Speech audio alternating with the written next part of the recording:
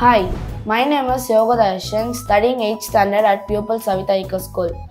I am at DIYA Robotics and completed my course ET. And this is my final project named Home Automation. The components used are buzzer, LDR module, LEDs, obstacle sensor, micro switch, power distributor, and then battery. This project helps when a person enters a home, they can ring the bell, and when they enters a room, the light will automatically turn on with the presence of obstacle sensor. And in night time, the terrace will be dark, and LEDR detects the absence of light, and LED will glow. Let's see how the project works. When a person presses the micro switch, the buzzer will turn on and it produces beep sound.